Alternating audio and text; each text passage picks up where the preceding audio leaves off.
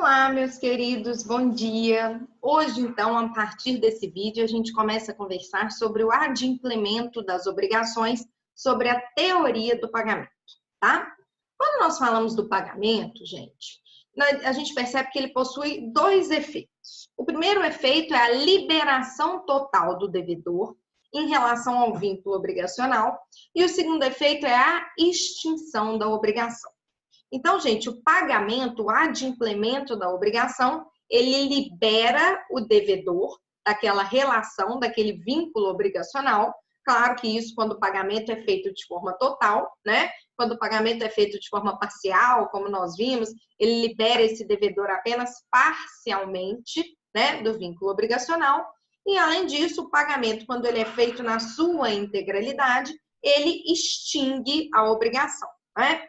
Lembra que quando a gente dava aqueles exemplos de obrigação solidária, de obrigação indivisível, eu comentava com vocês, aquele que paga o todo, né? Por exemplo, o devedor, a partir do momento que ele paga, o credor sai da jogada, não é isso? Ele não pode exigir mais nada daquele devedor. Isso por quê? Porque daquela relação que é construída entre credor e devedor, a partir do momento que há o pagamento integral, que há o adimplemento integral, o devedor ele é liberado daquele vínculo obrigacional criado entre devedor e credor e aquela relação obrigacional ela é extinta, tá? Quando nós falamos do pagamento, quando nós falamos do adimplemento, dá-se o nome de teoria do pagamento, tá? E nós vamos dividir essa teoria do pagamento, gente, em 3 tópicos. Nós vamos passar o mês de abril todo e um pouquinho de maio, tá? Conversando sobre a teoria do pagamento. E nessa teoria do pagamento, nós vamos conhecer o pagamento direto, tá? Que é a aula de hoje. Depois, mais para frente, vamos conhecer as regras especiais de pagamento, ou seja, as formas indiretas de pagamento, como a obrigação pode ser extinta através de um ato unilateral ou através de um ato bilateral. E aí nós vamos conhecer as hipóteses de consignação em pagamento, imputação do pagamento, novação, dação, tá? Todas as outras formas indiretas de pagamento que não o pagamento feito conforme o avançado, tá? Especificamente hoje, gente, nós vamos conversar sobre o pagamento direto, tá? Pagamento direto, eu costumo dizer, que é o pagamento conforme o avançado. É o final feliz ali da minha obrigação. O pagamento é feito conforme foi combinado entre as partes ali na origem da obrigação, ali no nascimento da obrigação, tá? Quando nós estamos diante de um pagamento direto, nós temos que responder algumas perguntas. A primeira dessas perguntas é o seguinte: quem paga e quem recebe, não é isso? A partir do momento que eu faço essas duas perguntas, quem paga e quem recebe, eu estou apresentando a vocês os elementos subjetivos da minha relação obrigacional, tá? E depois, mais para frente, para se efetuar este pagamento, eu vou ter que responder outras perguntas. Por exemplo, o que se paga, com o que se paga, onde se paga, quando se paga. E aí, mais para frente, a gente vai conversar sobre o objeto, sobre a prova do pagamento, sobre o tempo e sobre o lugar do pagamento, tá?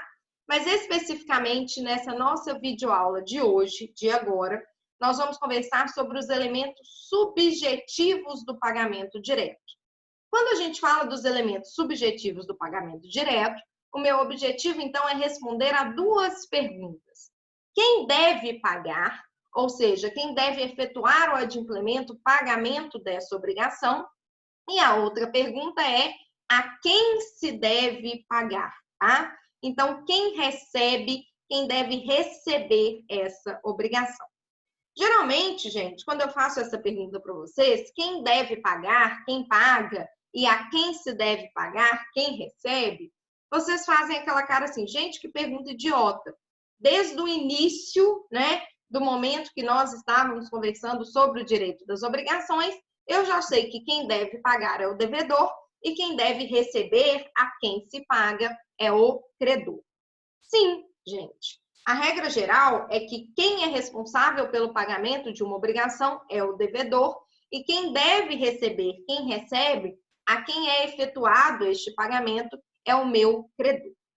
Mas nós vamos ver na aula de hoje que não são apenas eles que têm o direito de pagar e de receber. Por isso que nós vamos conhecer hoje quem paga por uma expressão um pouco mais ampla e também quem recebe. Quem paga, gente, nós vamos chamar de solvens.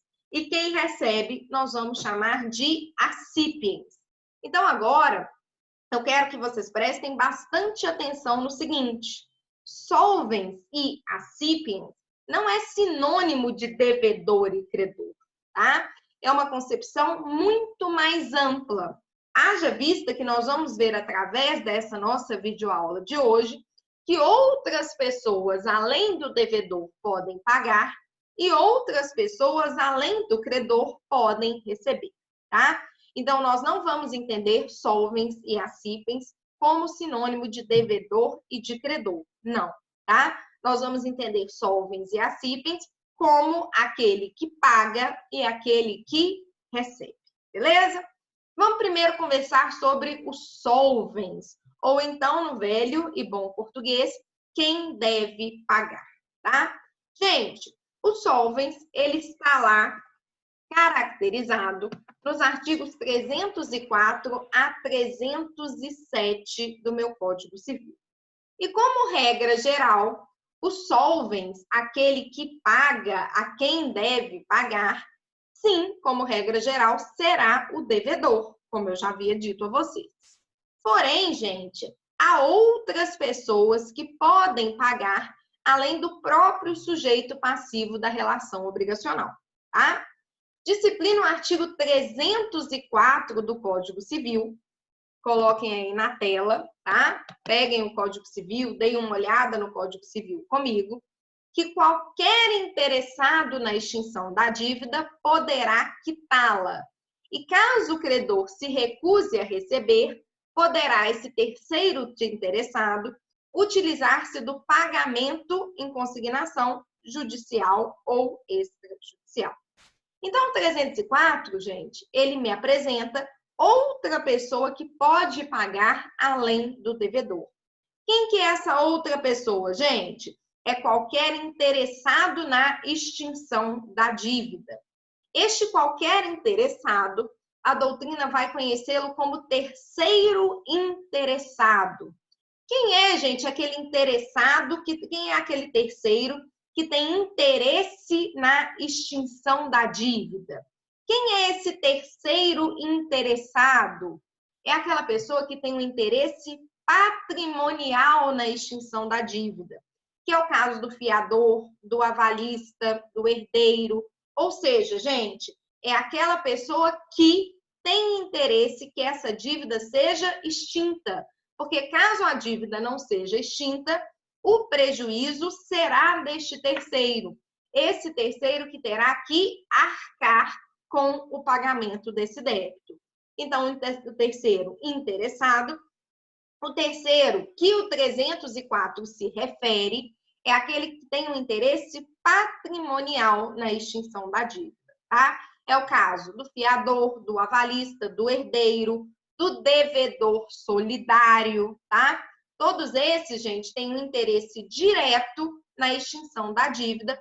Então, quando o 304 faz referência a qualquer interessado, ele está se referindo a qualquer interessado que tenha um interesse patrimonial na extinção da dívida. Qual que é esse interesse patrimonial, gente? Se o devedor não paga, quem paga é este terceiro interessado, tá?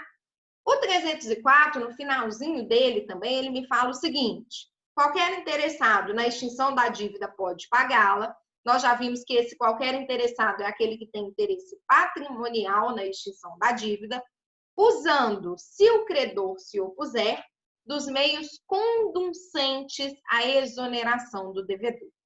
Gente, o que são esses meios conducentes à exoneração do devedor? O terceiro interessado, ele tem o direito a pagar o débito, não é isso? ele é um solvens. Se ele tem direito a quitar esse débito, o credor não pode se recusar a receber.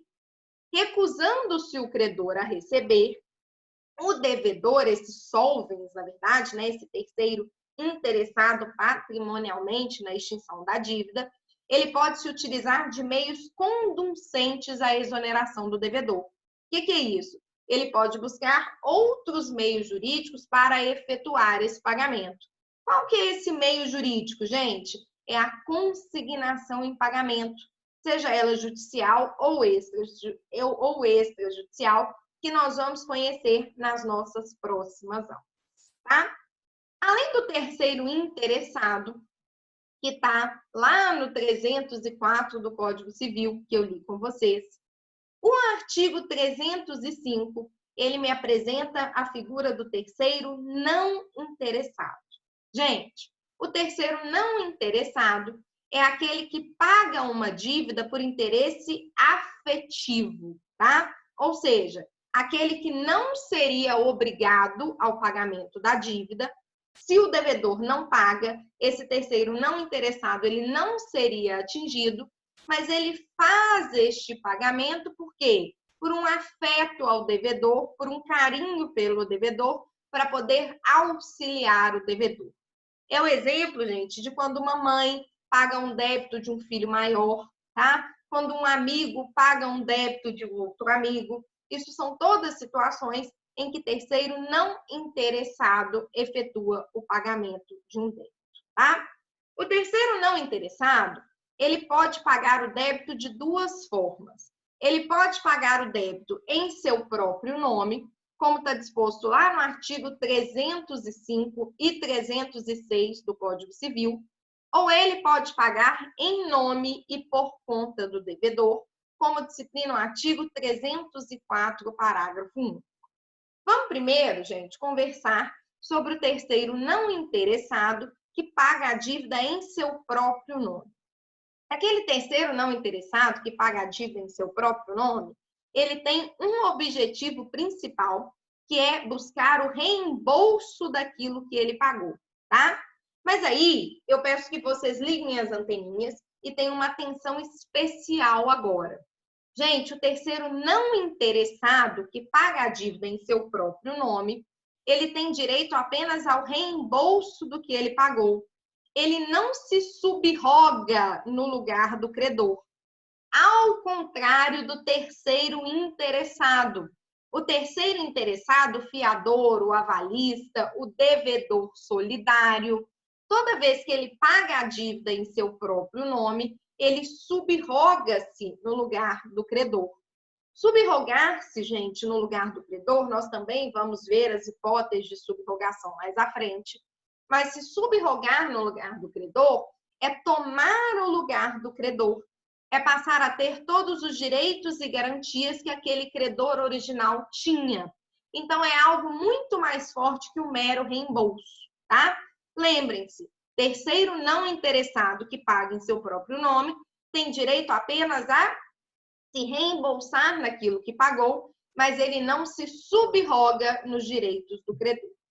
É até por isso, gente, que se ele paga a dívida, se ele paga o débito antes de vencida, ele somente poderá exigir o reembolso daquele valor que ele pagou quando ocorrer o vencimento do débito, tá? Não é subrogação, repito para vocês, porque aqui, gente, esse que paga, o terceiro não interessado, ele não possui todos os direitos, todas as garantias, todas as ações que o credor originário detinha, tá? Ele tem apenas o direito ao reembolso, beleza? Isso está estabelecido lá no 305. O terceiro não interessado que paga a dívida em seu próprio nome tem direito a reembolsar-se do que pagar, mas não se subroga nos direitos do credor. Gente, o que é isso de pagar a dívida em seu próprio nome? Imagina que determinado dia, tá? Uma costureira, vamos supor, vai devolver umas roupas que eu pedi para arrumar, para consertar na casa da minha mãe. Ela chega lá, devolve, né, as roupas E a minha mãe pergunta, a Carolina já te pagou? Aí a costureira vira e fala, não, ela não me pagou ainda não. Ah, quanto que é que ela te deve? Ah, é R$ 200. Aí minha mãe vira e fala, espera um pouquinho. Ela vai lá e paga esses R$ 200. O que ela é, gente? Ela é uma terceira não interessada que efetuou o pagamento, não é isso? Minha mãe não era minha fiadora, não era minha avalista, não era devedora solidária. Então, se eu não pagasse aquele débito com a costureira, decorrente dessa obrigação de fazer, a minha mãe não seria responsabilizada. Por isso que ela é uma terceira não interessada. A partir do momento que ela paga a costureira tem que devolver a ela o que nós chamamos de quitação, não é isso? Quitação, gente, é o recibo, é a prova do pagamento. Ninguém paga sem exigir a quitação em retorno, porque nessas hipóteses você corre o risco de quem paga mal paga duas vezes. Nós vamos ver mais para frente o que é isso. É aquela possibilidade de, ao não conseguir se comprovar o pagamento, ou conseguir comprovar que o pagamento reverteu em benefício desse credor, ter que pagar de novo a dívida. Então, a gente sempre exige o recibo, a gente sempre exige a quitação, porque aí eu tenho o quê, gente? A comprovação de que o pagamento aconteceu. Ao exigir o recibo, a minha mãe, ela pede uma coisa. Ela fala, querida costureira, eu quero que você conste no recibo que o pagamento foi efetuado por mim, mãe da Carolina. Então, o que ela fez, gente? Ela é uma terceira não interessada que pagou um débito que não pertencia a ela, não é isso? Que pertencia a mim, que era o devedor, mas fez o pagamento em seu próprio nome. Ela fez a questão de deixar o posto ali na quitação, no recibo, que quem efetuou o pagamento foi ela, terceira não interessada, e não o devedor. Por que ela fez isso, gente? Qual que é o interesse dela em pagar esse débito em seu próprio nome? É garantir o reembolso, tá? Como está lá no 305. Lembrando que, se isso aconteceu hoje, no dia 7 de abril, não é isso? Mas eu tinha combinado com a costureira que eu efetuaria o pagamento apenas no dia 15 de abril, a minha mãe, nos moldes do 305, parágrafo único, poderá me cobrar este pagamento, poderá me cobrar o ressarcimento, o reembolso deste débito apenas no dia 15 de abril, apenas no momento do vencimento do débito, tá? Gente, o 306, ele continua a falar do pagamento feito por terceiro não interessado, tá? E ele me fala o seguinte: o pagamento feito por terceiro com desconhecimento ou oposição do devedor não obriga a reembolsar aquele que pagou, se o devedor tinha meios para ilidir a ação. Ou seja, gente, o 306, ele determina que se ocorrer o pagamento por terceiro não interessado e em seu próprio nome, sem o conhecimento ou havendo oposição do devedor, não haverá a obrigação de reembolso do devedor em relação a este terceiro, se o devedor comprovar que ele tinha meios de ilidir a ação, ou seja, se ele tinha meios de solver a obrigação que não fosse o dinheiro, tá? Imagine o seguinte, imagine que a minha mãe chega para mim, tá? E fala, eu paguei a costureira para você, beleza? Gente, ela fez o pagamento sem o meu conhecimento, não é isso? Eu sou obrigada a reembolsá-la? Sou, a não ser que eu tivesse meios para ilidir a ação. Meios para ilidir a ação, gente, são direitos de defesa, são exceções, são situações que eu utilizaria para não realizar o pagamento. Por exemplo, eu chegaria para minha mãe e falaria, nossa mãe, só lamento que você pagou a costureira, porque como eu já tinha juizado uma ação, como eu já tinha feito o divórcio dela, nós fizemos o combinado que ela me pagaria com o conserto dessas roupas. Então, gente, eu sou obrigada a reembolsar a minha mãe? Não, porque eu tinha uma forma de ilidir a ação. Eu tinha uma forma de solver essa obrigação, que era através do que, gente? Já estava paga, com a realização do divórcio. Outro exemplo seria a prescrição. Alguém bate lá na casa da minha mãe e fala: ah, eu vim cobrar tal débito da Carolina. Aí minha mãe vira e fala: não, ela não está aqui, pode deixar que eu pago, depois eu pego com ela de volta, depois eu cobro dela.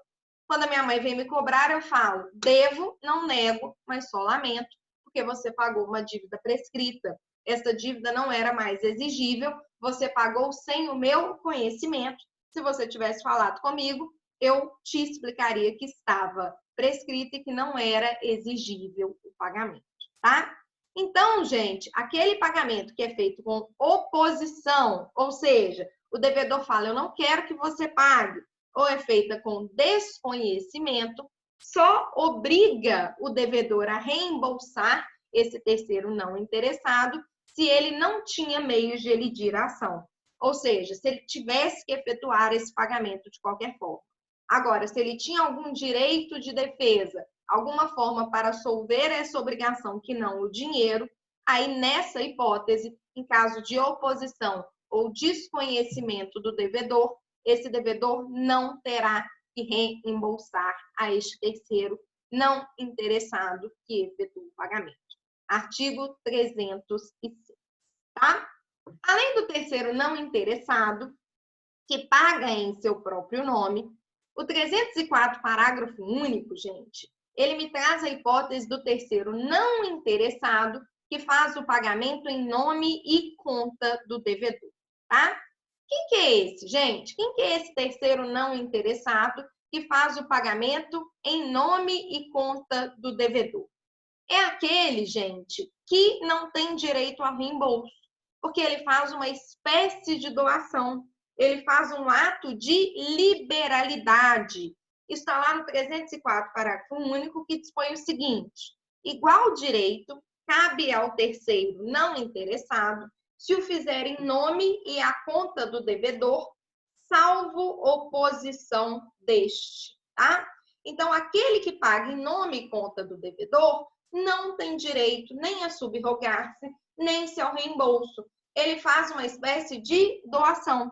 A costureira vai lá em casa, a minha mãe paga a costureira e no recibo ela fala o seguinte: ah, pode colocar que foi a Carolina que te pagou, tá? Então, o recibo, embora tenha sido a minha mãe quem tenha efetuado o pagamento, embora tenha sido um terceiro não interessado que tenha efetuado o pagamento, ela fez em meu nome. Lá no recibo consta que o valor foi devidamente quitado por Carolina de Souza Novaes e não por Denise Gomes, que é minha mãe. A partir do momento que você faz esse pagamento em nome e conta do devedor, você faz uma doação, faz por mera liberalidade e, portanto, não tem direito ao reembolso, tá? Gente, para a gente terminar de falar de pagamento direto, vou falar com você sobre o 307 do Código Civil, tá? Olho aí na tela, peguem o 307 do Código Civil comigo para a gente ler juntos. Ele não está na tela, mas vocês estão acompanhando aí com o Código Civil. O 307, gente, ele me fala o seguinte: só terá eficácia o pagamento que importar transmissão da propriedade, quando feito por quem possa alienar o objeto em que ele consistiu. Gente, esse dispositivo caput do 307, ele veda a alienação por quem não seja o dono da coisa, tá? Ou seja, se o pagamento importa em transmissão de um objeto, o pagamento só poderá ser feito por aquele que é dono, que é proprietário do objeto e que, portanto, tem o direito de alienar, tá? Imagina que eu faço com vocês a compra e venda deste relógio aqui, tá? Meu marido faz com alguns de vocês a compra e venda deste relógio. Vocês chegam aqui para poder pegar o relógio, ele não está. Eu não posso fazer a entrega desse relógio. Por quê, gente? Porque eu não sou proprietária, dona deste relógio, então eu não tenho poder para alienar, tá? Por isso que o 307 me fala que só terá eficácia o pagamento que importar transmissão da propriedade, que importar a alienação do objeto, quando feito por quem possa alienar o objeto em que ele consistiu. E quem pode alienar, quem pode transferir, um objeto de uma obrigação é aquele que é dono, que é proprietário desse objeto, tá? Já o parágrafo único do 307 me fala o seguinte: se der em pagamento coisa fungível, não se poderá mais reclamar do credor que de boa fé a recebeu e consumiu, ainda que o solvente não tivesse direito de aliená-la. Gente, por essa leitura do parágrafo único, nós chegamos à conclusão que, se a parte der em pagamento coisa fungível de terceiro, o que é coisa fungível? Gente, pode ser substituída, consumida, não é isso? Não será mais possível, tá, que este reclame do credor que a recebeu de boa fé e consumiu, tá? Se for entregue, gente, coisa de terceiro, então, o mesmo deverá demandar o devedor se a coisa já tiver sido consumida, mesmo que de boa fé, tá? Isso baseando-se ali no princípio da vedação do enriquecimento sem causa. Mas se não houve ainda o consumo, nós vamos ver que o terceiro poderá demandar o accipiens. Eu coloquei no slide para vocês passam o próximo slide, um exemplo desse 307, parágrafo 1. Beleza? Gente, próxima aula, então, próximo bloco, eu vou apresentar para vocês o accipiens, ou seja, aquele que deve, a quem se deve pagar, tá? Que nós vamos conversar do 308 ao 312, beleza? Segura aí rapidinho, que daqui a pouquinho a gente volta.